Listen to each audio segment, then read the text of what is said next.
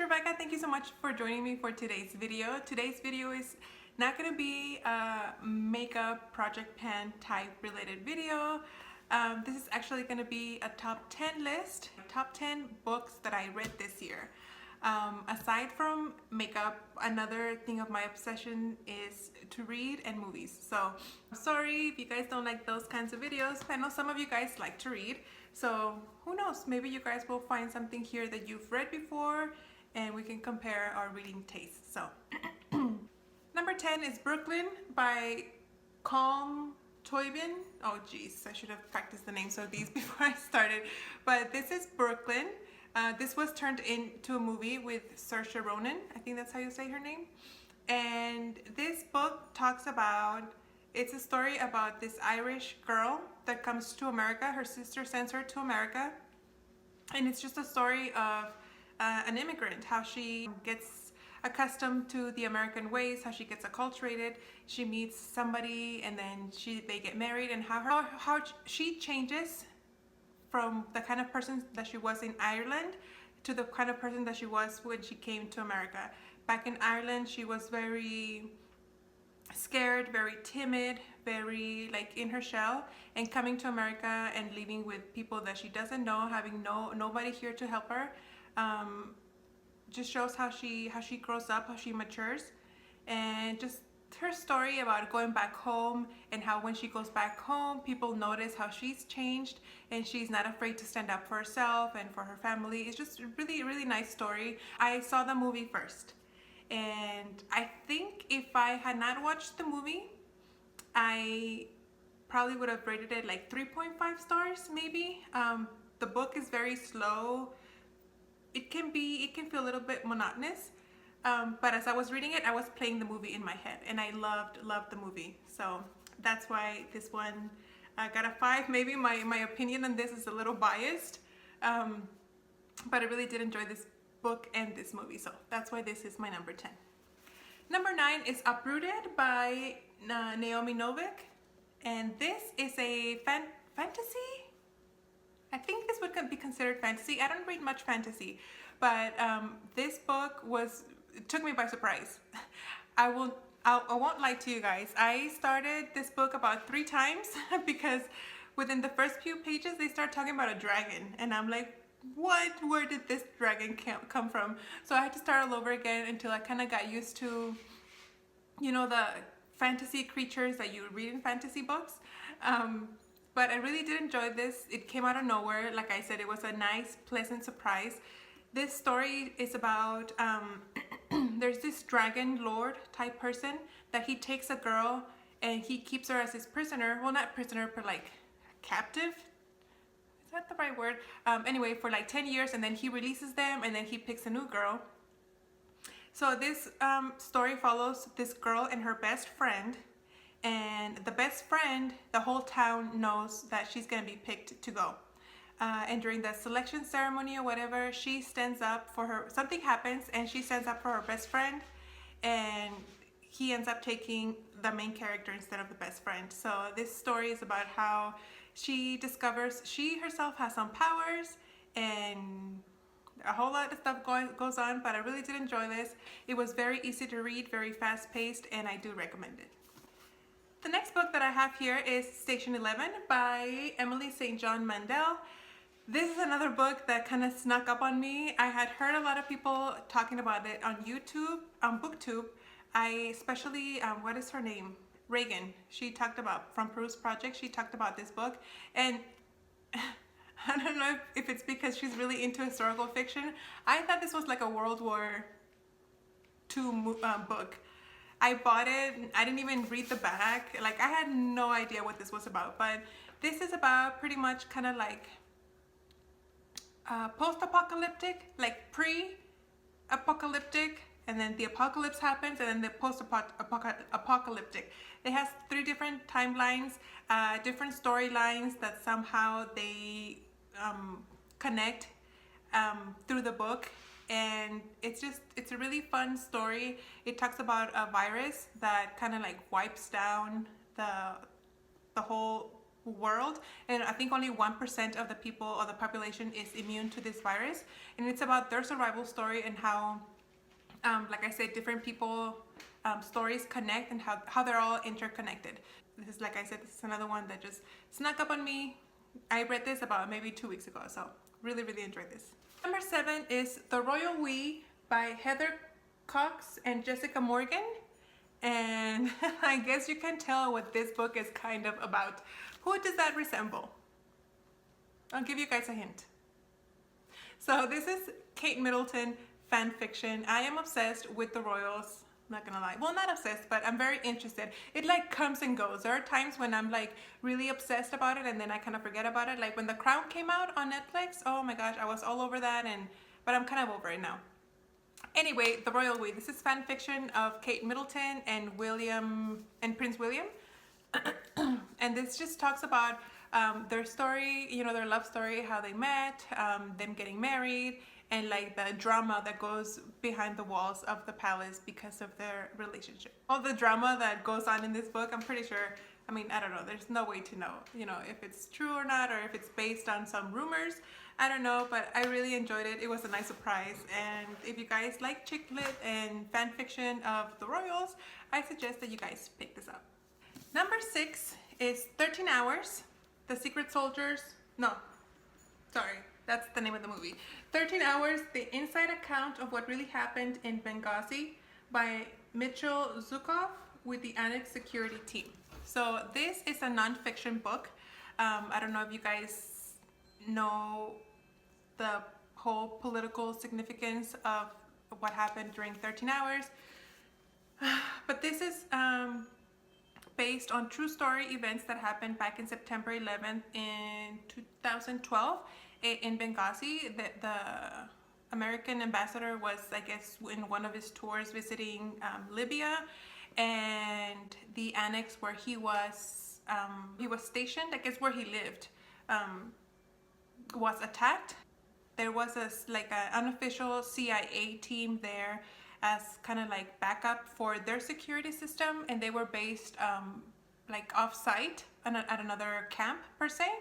So this is the story of the attacks that happened on the annex, and how the American ambassador died, and how these guys came from the other annex to the other compound to go help these people. This is just kind of like the retelling of those people, of how they felt, their telling of the story. This book was turned into a movie with John Krasinski, and I really enjoyed that movie as well as this book. So I would recommend it if you're into nonfiction. Yeah, so on a lighter note, number 5 is Illuminated by Amy Kaufman and Jay Kristoff. This is the first book in the Illuminated files. This is a young adult trilogy, if I'm not mistaken. It's gonna be, the second book just came out. It's called Gemini. I already have it, but I haven't read it. I think I'm gonna have to reread this book. I read this book in January of this year, 2016. So it's been almost a year. And I kind of remember what happened, but I kind of don't. So I think I'm gonna reread this. This is kind of a big book, but the format, it's told in like files and like IMs and papers and like videotapes, and not videotapes, audio tapes, and just like a bunch of like different formats. It's not your typical, you know, paragraph style storytelling, and things have been censored out. It's really cool, so it reads pretty fast. This is a sci-fi series, and I really did enjoy it. So I can't wait to read this one again, so I can get reading on Gemini. I hear that one. Some people say that this one's still better.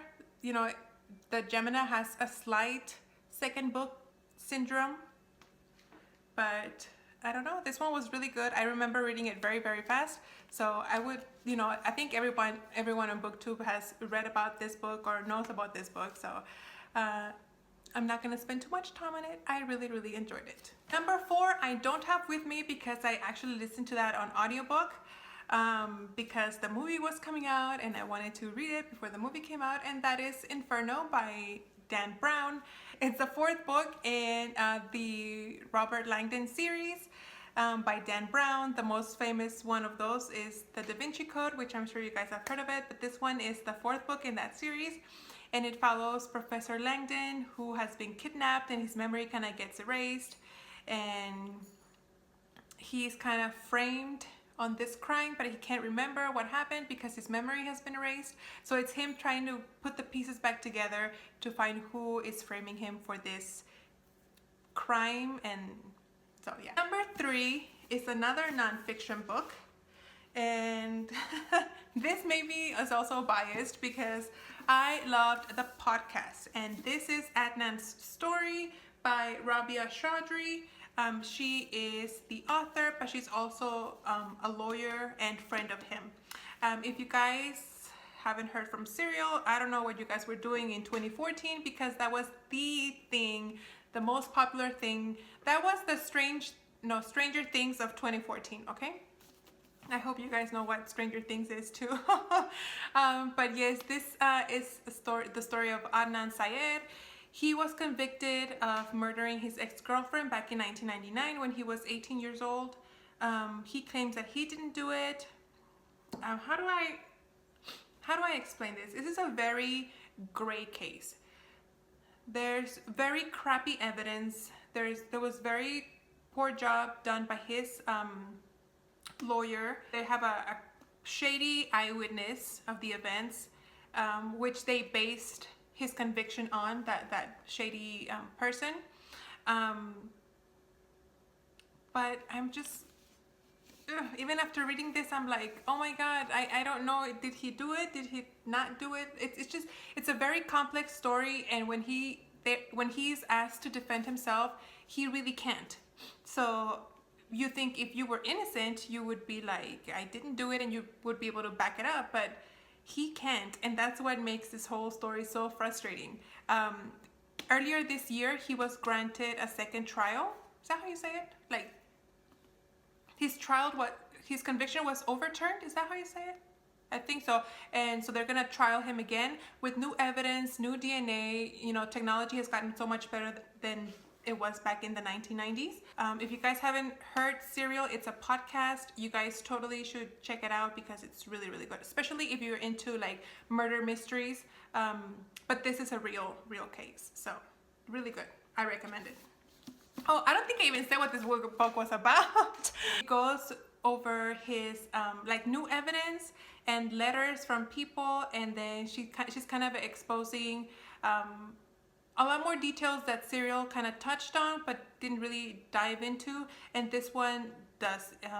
They go like deeper into his part of the story, into the accounts of what happened. I don't think you have to listen to Serial to read this book, but it would make more sense because they talk about stuff that Serial touched upon, so you won't be super lost. But I think you can read it without having to listen to Serial. I actually felt like I was listening to Serial when I was reading this, so really enjoyed it, and I would recommend it. Number 2, we're almost done. Number 2 is A Dog's Purpose by Bruce Cameron.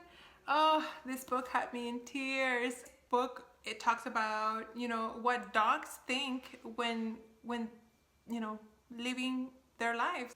This one dog goes through, he kind of like reincarnates into like 3 or 4 different lives. So you see like the 4 different lives of the dog and how different kinds of people treat different dogs. You have the kind that just chains the dog to the backyard, and then you have the kind of life the dog lives when they're living at home with a family, caring, loving family. And then you have the kind of dog that's, a trained animal, like a service dog or a cop dog, or you have the stray dog's life. I think if you love dogs, it'll hit you right in the heart. But if you don't, you kind of probably be like, eh. This book is being turned into a movie coming out, I think, in January of next year. So that was a pleasant surprise, and I can't recommend it enough. This is a tearjerker for sure. And my favorite book that I read in 2016 is chick lit again, and it is Love by the Book by Melissa Pimentel.